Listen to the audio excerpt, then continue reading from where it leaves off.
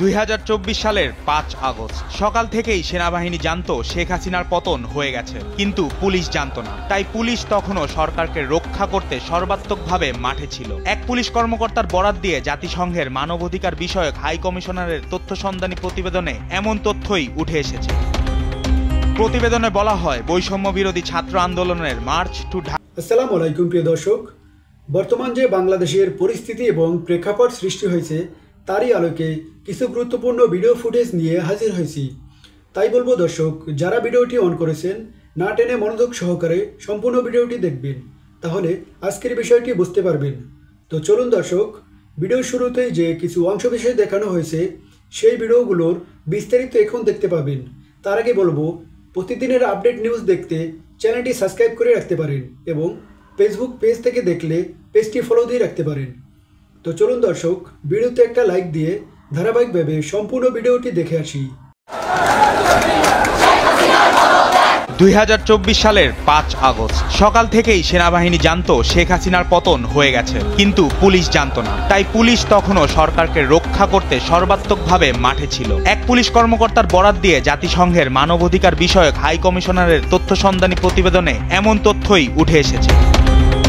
প্রতিবেদনে বলা হয়, বৈষম্য বিরোধী ছাত্র আন্দোলনের মার্চ টু ঢাকা কর্মসূচি ঠেকাতে তৎকালীন প্রধানমন্ত্রী শেখ হাসিনার নেতৃত্বে আগের দিন 2 দফায় উচ্চ পর্যায়ে বৈঠক হয়। বৈঠকে এই কর্মসূচি মোকাবেলার পরিকল্পনা করা হয়। প্রতিবেদনে মার্চ টু ঢাকা কর্মসূচি দমনে বিচার বহির্ভূত হত্যাকাণ্ডের বিবরণ দেওয়া হয়েছে। প্রতিবেদনে অবশ্য কর্মসূচির নাম লেখা হয়েছে মার্চ অন ঢাকা। জাতিসংঘের প্রতিবেদনে আরও বলা হয়, কোটা আন্দোলনে অংশ নেয়া নেতাদের প্রকাশ্য ঘোষণা ও গোয়েন্দা সংস্থাগুলোর তথ্য থেকে রাজনৈতিক নেতৃত্ব জানতে পারেন। 5 আগস্ট ঢাকার কেন্দ্রস্থলে বড় প্রতিবাদ মিছিলের পরিকল্পনা করেছেন আন্দোলনকারীরা। 4 আগস্ট সকালে তৎকালীন প্রধানমন্ত্রী শেখ হাসিনা জাতীয় নিরাপত্তা কাউন্সিলের বৈঠকে সভাপতিত্ব করেন। বৈঠকে অংশগ্রহণকারীদের তথ্য মতে, বৈঠকে সেনা, বিমান, নৌ, বিজিবি, তৎকালীন ডিজিএফআই, এনএসআই, পুলিশ ও পুলিশের বিশেষ শাখার প্রধানরা অংশ নেন। বৈঠকে তৎকালীন হাসিনা সরকারের স্বরাষ্ট্রমন্ত্রী, শিক্ষামন্ত্রী ও পররাষ্ট্রমন্ত্রী ছিলেন। তারা মার্চ অন ঢাকা প্রতিরোধের জন্য আবার কারফিউ জারি ও তা বলবৎ করার বিষয় নিয়ে আলোচনা করেন। বৈঠকের পর স্বরাষ্ট্র মন্ত্রণালয় ঘোষণা দেয়, কোনো বিরতি ছাড়াই অনির্দিষ্টকালের জন্য কঠোর কারফিউ চলবে। আন্দোলনকারীদের সন্ত্রাসী হিসাবে আখ্যায়িত করে প্রধানমন্ত্রী একটি বিবৃতি দেন। তিনি আন্দোলনকারীদের শক্ত হাতে দমন করার আহ্বান জানান দেশবাসীকে।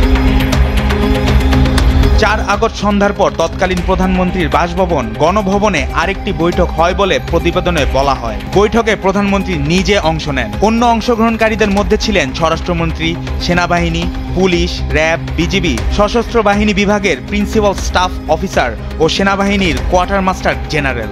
জ্যেষ্ঠ কর্মকর্তাদের দেয়া তথ্য মতে, বৈঠকে সেনাপ্রধান ও অন্যান্য নিরাপত্তা কর্মকর্তার ঢাকা রক্ষার বিষয়ে আবারও প্রধানমন্ত্রীকে আশ্বস্ত করেছিলেন।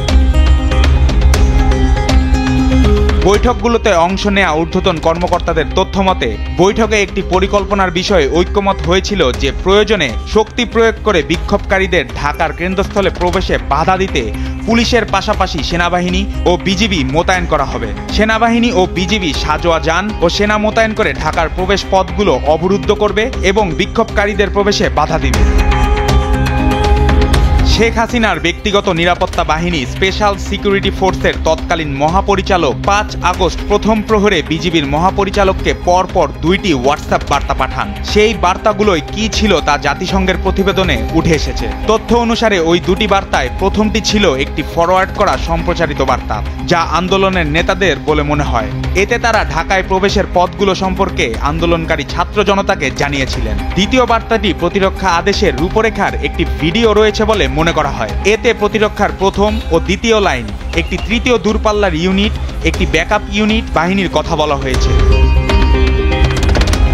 5 আগস্ট সকালে সেনাবাহিনী ও বিজিবি সদস্যরা মূলত দাঁড়িয়েছিলেন। পরিকল্পনা অনুযায়ী তারা তাদের উপর অর্পিত ভূমিকা পালন করেননি। প্রতিবেদনে একজন জ্যেষ্ঠ কর্মকর্তার বরাতে বলা হয়, সেনাবাহিনী যে বাহিনী মোতায়েনের প্রতিশ্রুতি দিয়েছিল সেটা তারা মোতায়েন করেনি। আরেকজন জ্যেষ্ঠ কর্মকর্তা বলেছেন, বিজিবি প্রতি ঘন্টায় বিভিন্ন প্রবেশ পথ দিয়ে প্রায় 10,000 থেকে 15,000 বিক্ষোভকারীকে ঢুকতে দিয়েছে, যা তাদের নিয়ন্ত্রণ করার কথা ছিল। তৃতীয় একজন জ্যেষ্ঠ কর্মকর্তা তখনকার পরিস্থিতি স্মরণ করে বলেছেন, সিসিটিভি ফুটেজে 500 500 থেকে 600 বিক্ষোভকারীকে সেনাবাহিনীর বাধা ছাড়াই উত্তরা থেকে ঢাকার কেন্দ্রস্থলের দিকে আসতে দেখে তিনি বুঝতে পেরেছিলেন কিছু একটা গড়বড় হচ্ছে। চতুর্থ আরেকজন জ্যেষ্ঠ কর্মকর্তা ব্যক্তিগতভাবে প্রধানমন্ত্রীকে ফোন করে জানিয়েছিলেন পরিকল্পনা অনুযায়ী কাজ হচ্ছে না।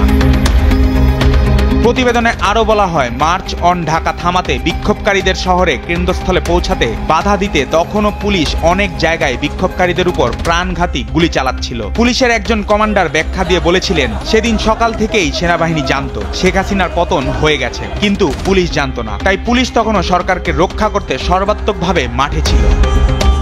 ক্ষমতায় টিকে থাকতে এভাবেই পরিকল্পনা করেছিলেন তৎকালীন হাসিনা সরকার। জাতিসংঘের মানবাধিকার বিষয়ক হাই কমিশনারের দপ্তরে তথ্য সন্ধানী প্রতিবেদনে উঠে এসেছে এসব তথ্য।